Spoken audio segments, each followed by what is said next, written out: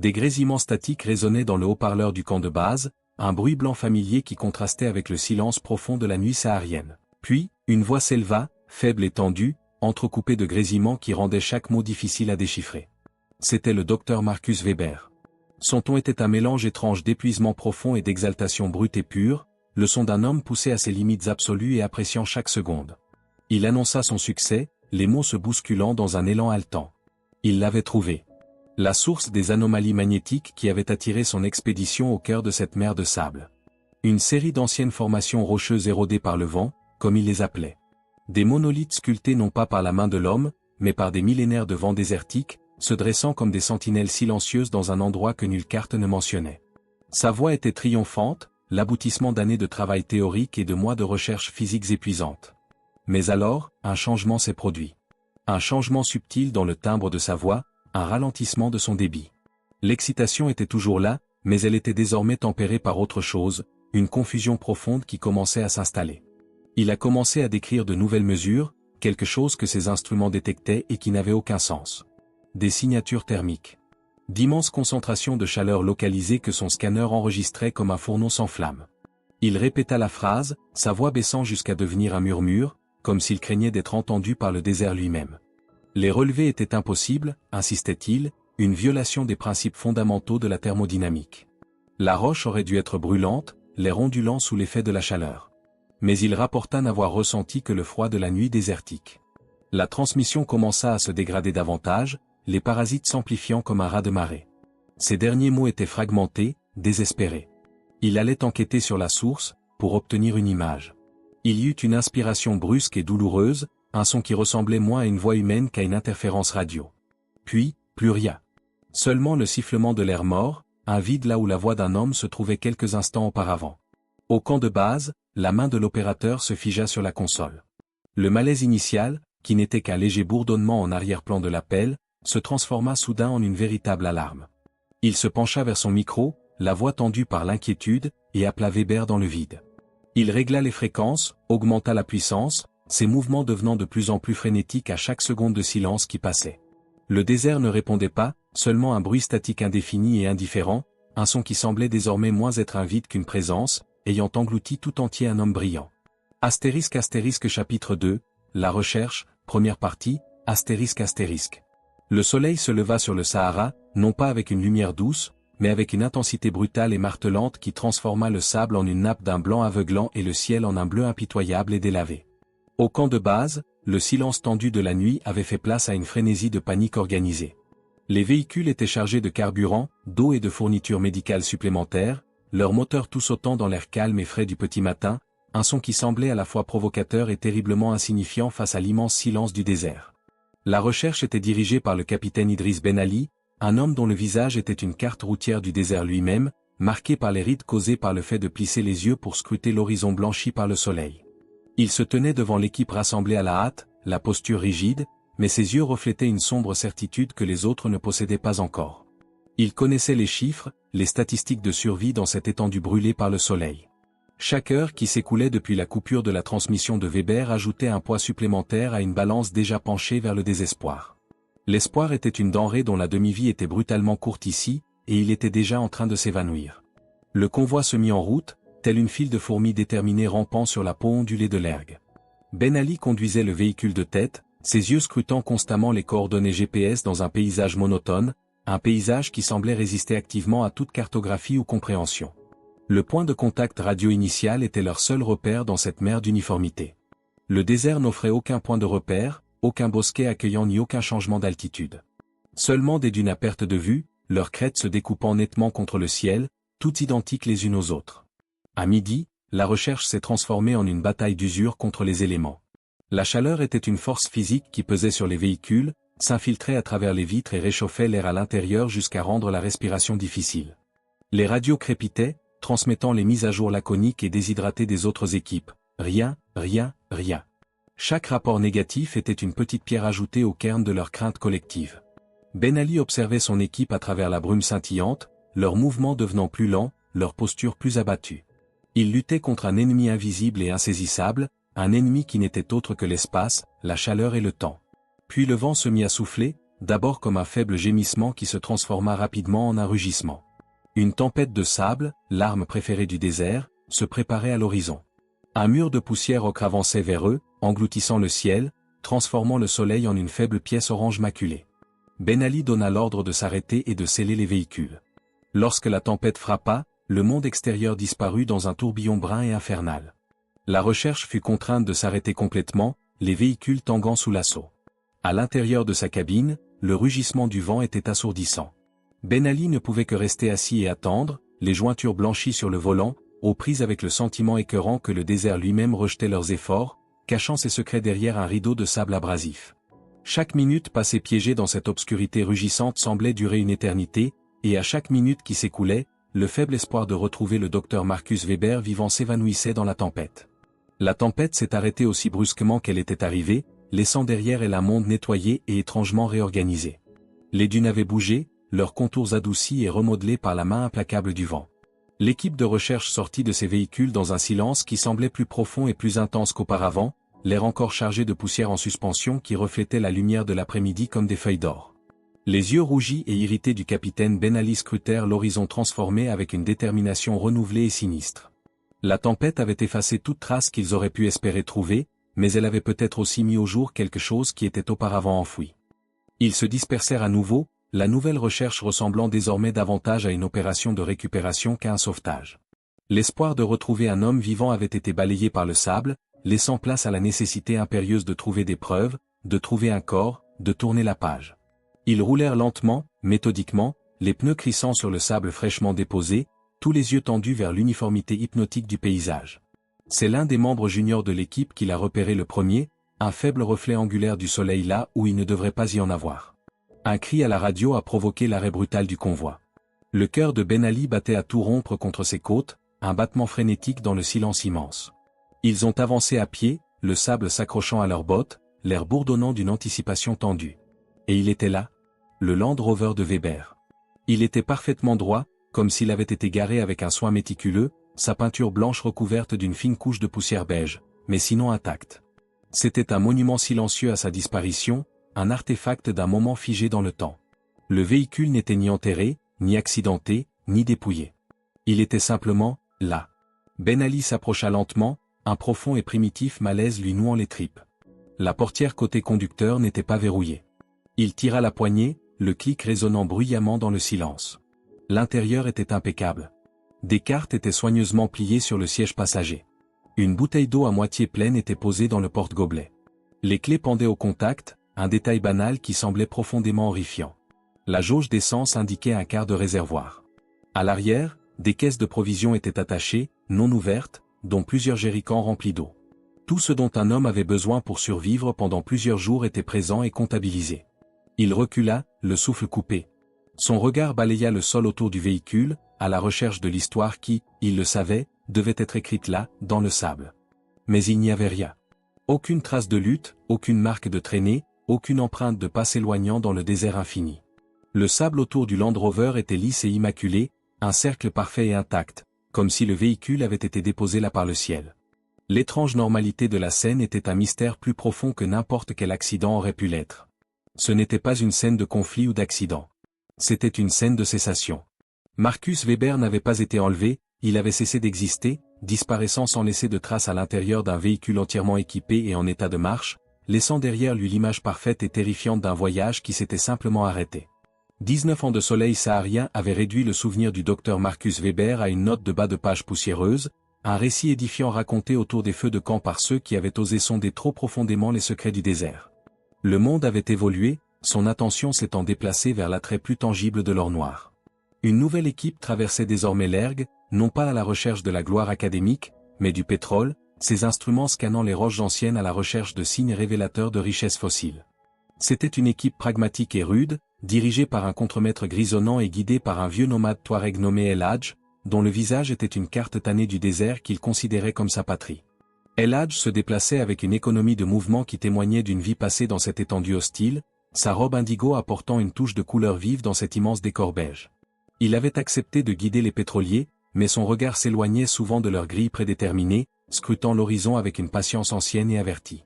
C'est lui qui remarqua le premier la subtile faille dans le sol, une fissure presque invisible dans la paroi d'une mesa que les autres auraient considérée comme un effet de lumière. Il la désigna d'un long doigt osseux, s'adressant au contremaître d'une voix basse et posée. Ce n'était pas un endroit figurant sur leur carte, expliqua-t-il. C'était un endroit que le désert oubliait parfois. Intrigué par la certitude de l'ancien, l'équipe s'écarta de sa route. À mesure qu'il s'approchait, la fissure se transforma en entrée d'un canyon étroit, si étroit qu'il ressemblait presque à une crevasse dans la terre, à l'abri du soleil et des vents violents. L'air à l'intérieur était instantanément plus frais, portant le parfum minéral et discret de l'ombre profonde et de la pierre intacte. Ils durent avancer en file indienne, leurs épaules effleurant les parois lisses sculptées par l'eau, le ciel réduit à un mince ruban lumineux loin au-dessus d'eux. C'est dans un renfoncement profond, une alcôve naturelle à l'abri de toute lumière directe, que l'un des jeunes géomètres poussa un juron brusque et surpris. Niché dans la crevasse, comme si elle y avait été placée pour être mise en sécurité, se trouvait une collection d'équipements. Il ne s'agissait pas du matériel simple et robuste de leur propre métier, mais de quelque chose de plus raffiné, de plus sophistiqué. Des boîtiers en aluminium brossé abritaient des ensembles complexes de lentilles et de capteurs, tous remarquablement exempts de poussière et de corrosion. C'était une découverte archéologique dans un environnement géologique, une cache de technologie qui semblait à la fois vieille de plusieurs décennies et parfaitement intacte. Le contremaître appela El Hadj, qui s'approcha de la découverte avec un respect silencieux, ses yeux sombres observant cet étrange tableau. Les géomètres se pressèrent autour, leur confusion initiale laissant place à une incrédulité stupéfaite. L'un d'eux, un jeune technicien aux ongles graisseux, tendit la main et balaya une couche de sable fin de la surface du plus grand appareil. Sous la poussière, un petit panneau de lumière brillait d'un vert doux et persistant. Un autre appareil, un enregistreur de données, émettait un bourdonnement presque imperceptible.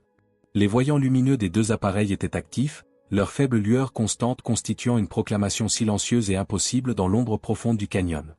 Ils avaient fonctionné sans interruption, collectant des données, pendant 19 ans dans l'un des environnements les plus hostiles de la Terre, alimenté par une source qui défiait toute logique.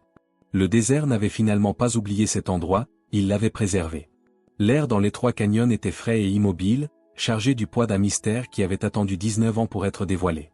L'équipe d'enquêteurs se tenait en demi-cercle autour de l'alcôve, leurs lampes torchées balayant les ombres profondes, tous les regards rivés sur Sarachène. En tant qu'ingénieur en chef de l'équipe, son domaine était les données, la logique, les lignes claires de cause à effet. Elle s'approcha des appareils qui bourdonnaient et clignotaient, non pas avec la crainte superstitieuse des autres, mais avec la curiosité vive et professionnelle d'une technicienne face à une énigme fascinante. Agenouillée dans le sable fin, elle ouvrit la housse rigide de son ordinateur portable, dont le bruit résonna dans l'espace confiné. Ses doigts, exercés et assurés, connectèrent une série d'adaptateurs et de câbles à l'enregistreur de données principal, dont les ports étaient étonnamment standards malgré son âge. Un léger bip provenant de son ordinateur portable confirma la connexion. L'écran illuminait son visage, projetant une lueur bleutée qui la faisait ressembler à une prêtresse communiant avec un oracle antique. Les premières lectures défilèrent, niveau de puissance, vérification de l'intégrité du système. Tout semblait normal, ce qui était impossible pour du matériel qui avait cuit et gelé dans cette fissure du désert pendant 2 décennies. Puis les données en temps réel commencèrent à s'afficher. Sarah fronça les sourcils, ses lèvres se pressant en une fine ligne de concentration. Les chiffres n'avaient aucun sens. Le capteur de température au sol, une sonde qui, selon l'étiquette du dispositif, était enfouie à quelques centimètres dans le sol du canyon, indiquait une valeur stable et constante. Elle cligna des yeux, se pencha et effectua un diagnostic rapide. Le diagnostic était normal. Elle actualisa le flux. Le chiffre ne changea pas. 212 degrés Celsius. Un son doux et involontaire s'échappa de ses lèvres, un léger soupir d'incrédulité. C'était la température d'un four brûlant, d'huile bouillante, d'une mort certaine et instantanée pour toute matière organique. C'était une température qui aurait dû transformer le grès environnant en verre, qui aurait dû remplir cet espace étroit d'une chaleur suffocante et torride, qui aurait dû rendre l'air irrespirable. Pourtant, l'air autour d'elle était frais. La paroi rocheuse derrière elle était fraîche. Le boîtier en aluminium de l'enregistreur de données lui-même, qui aurait dû lui brûler la peau, était frais. Froid, même. Les preuves sensorielles étaient irréfutables. Elle pouvait sentir la vérité de sa propre main, même si son écran affichait l'impossible. Lentement, presque avec révérence, elle tendit la main et posa sa paume à plat sur le boîtier du capteur. Sa peau ne sentait que le métal lisse et froid. Il n'y avait pas de chaleur. Pas même un soupçon de transfert d'énergie. C'était comme toucher un bloc de glace qui prétendait être une étoile. Son sang-froid professionnel vola en éclats. Le monde rationnel de l'ingénierie et de la physique, le fondement sur lequel elle avait bâti toute sa vie et sa carrière, recula devant les données qui se trouvaient devant elle. Le chiffre affiché à l'écran et la sensation sur sa peau existaient dans une opposition violente et impossible, un choc de réalité qui la laissait désorientée, coincée dans le fossé entre ce que disaient les instruments et ce que sa propre chair savait être vrai. Le choc initial provoqué par la lecture impossible de la température a laissé place à une analyse méthodique, presque frénétique. La formation de Sarah Chen reprit le dessus, telle une bouée de sauvetage dans un océan de dissonance cognitive. Elle isola le flux de données du capteur et le soumit à tous les algorithmes de correction d'erreurs et protocoles de diagnostic dont disposait son logiciel. Les résultats étaient toujours les mêmes. Les données étaient propres, intactes et cohérentes en elles-mêmes. L'enregistreur ne fonctionnait pas mal, il rapportait exactement ce qu'il détectait avec une précision effrayante et impossible. L'anomalie thermique n'était pas un pic ou un fantôme dans la machine. C'était une ligne plate et inébranlable sur le graphique, un cri constant de chaleur extrême qui persistait, selon les horodatages, depuis 19 ans, 4 mois et 17 jours. C'était un battement de cœur géologique de feu pur qui ne rayonnait pas, ne consumait pas et ne s'estompait pas. Cette révélation suffisait à elle seule à démanteler leur compréhension de la physique, mais plus Sarah creusait, plus le mystère devenait profond. Son attention s'est déplacée des données vers les appareils eux-mêmes. Elle a suivi les lignes électriques depuis les capteurs jusqu'à l'unité centrale d'enregistrement. Les spécifications du fabricant, qu'elle a retrouvées dans une base de données archivée et poussiéreuse, étaient sans équivoque. L'appareil était alimenté par une batterie lithium propriétaire dont la durée de vie maximale était de 18 mois dans des conditions idéales. Il n'y avait aucune disposition pour le chargement solaire, aucun port pour une source externe. Le désert n'offrait pas de conditions idéales, seulement des années de journées torrides et de nuits glaciales qui auraient dû dégrader les cellules au point de les rendre inutilisables en moins d'un an. Pourtant, l'icône de la batterie sur son écran brillait d'un vert confiant et intense. La puissance de sortie était stable, inébranlable. Avec un sentiment croissant d'angoisse surréaliste, elle demanda à l'un de ses assistants d'ouvrir avec précaution le boîtier principal. Les mains du technicien tremblaient tandis qu'il dévissait le panneau. À l'intérieur, niché dans un nid de fil, se trouvait la batterie d'origine. Son étiquette était effacée mais lisible, son numéro de série correspondait à celui du registre de l'appareil.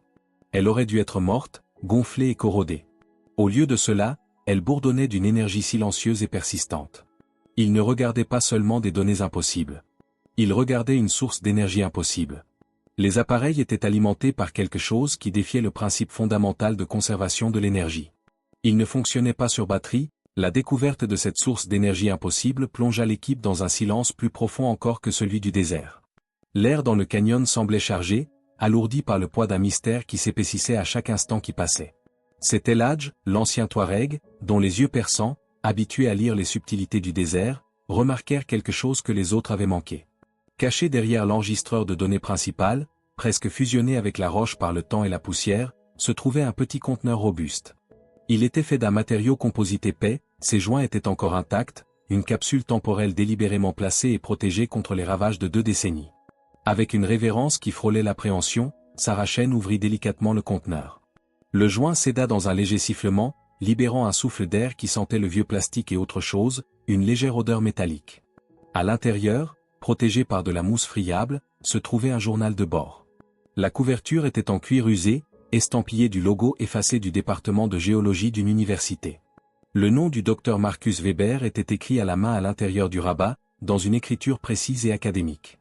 Les premières entrées correspondaient exactement à ce que l'on pouvait attendre d'un brillant scientifique à l'aube d'une découverte majeure. Elles étaient méticuleuses, sèches et remplies de notes techniques sur les anomalies magnétiques et les couches stratigraphiques. L'écriture était soignée, maîtrisée, le produit d'un esprit discipliné. Il écrivait sur son excitation grandissante, sa certitude d'être à l'aube d'une découverte qui redéfinirait leur compréhension de l'histoire géologique du Sahara. Mais au fur et à mesure que Sarah tournait les pages, un changement s'opéra. L'écriture soignée commença à se détériorer. Les phrases s'allongèrent, devinrent plus précipitées, le stylo appuyait plus fort sur le papier, déchirant parfois le papier. Le ton passa d'une excitation académique à une intensité brute et fiévreuse. Il cessa d'écrire sur les champs magnétiques et commença à décrire l'anomalie thermique non pas comme un point de données, mais comme une présence. Il l'appelait « un soleil silencieux enfoui dans la roche ». Un « battement de cœur de la terre qui ne réchauffe pas la peau ». Puis vint l'entrée qui fit froid dans le dos à Sarah. Weber écrivait avoir trouvé la source. Pas une formation géologique, mais une architecture. Une fissure dans la paroi du canyon, si étroite qu'elle était presque invisible, qui ne menait pas à une grotte mais à une descente. Ces mots devinrent un flux de conscience frénétique, presque délirant. Il décrivit sa descente en rappel dans un espace où régnait une chaleur insupportable qui, d'une manière ou d'une autre, ne rayonnait pas, une chaleur qui ne se ressentait pas sur la peau mais dans l'esprit, une pression derrière les yeux. Les lois physiques de la thermodynamique n'étaient pas seulement enfreintes là-bas, elles étaient absentes. Les dernières pages étaient les plus difficiles à lire. L'écriture était un gribouillage désespéré, tremblant et irrégulier, comme si elle avait été écrite par un homme en proie à une violente maladie. Il décrivait les parois de l'espace souterrain, décrivant des angles et des intersections qui étaient subtilement, profondément anormaux. Ce n'étaient pas les courbes douces et les fractures aléatoires de la roche naturelle, mais des formes géométriques, anguleuses et étrangères. Il écrivait que les regarder trop longtemps lui causait une douleur brûlante derrière les yeux et une nausée grandissante qui lui nouait l'estomac. La géométrie même de l'endroit était une agression, un langage de forme que le cerveau humain n'était pas capable de traiter. La dernière entrée était une phrase unique et austère, les lettres irrégulières et étalées sur la page, le stylo ayant presque transpercé le papier. Astérisque, les angles dévorent la lumière. Astérisque en dessous, la page était maculée, comme par une main tremblante et moite. Puis, plus rien.